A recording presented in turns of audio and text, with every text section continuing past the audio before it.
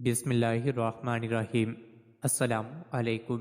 روزانہ واقعات سننے کے لیے اس چینل کو سبسکرائب کریں۔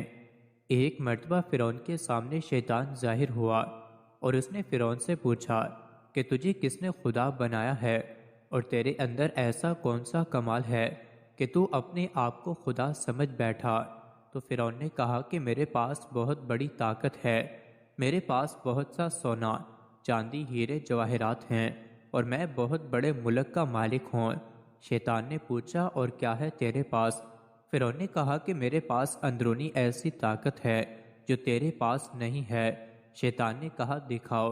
فرعون نے فوراً حکم دیا کہ اسی وقت 1000 جادوگر بلائے جائیں اور وہ سب مل کر اس شیطان کو اپنی پھونکوں اور اثر سے اڑا دیں، اور انہوں نے اپنا جادو دکھایا۔ شیطان کو بھی اللہ تعالیٰ نے بڑا علم دیا ہے۔ شیطان نے ایک پھونک ماری جس سے سارے جادوگروں کے اثرات ختم ہو گئے۔ دوسری مرتبہ پھر ان 1000 جادوگروں نے اپنا جادو دکھایا۔ شیطان نے پھر ایک پھونک ماری جس سے ان کا اثر ختم ہو گیا۔ ان جادوگروں نے پھر آخری جادو دکھایا۔ شیطان نے پھر ایک پھونک ماری اور ہنس کر کہنے لگا کہ تم اگر ایسے 1000 جادو بھی دکھاؤ گے تو میرا کچھ بگڑنے والا نہیں ہے، سب ہوا میں تحلیل ہو جائے گا۔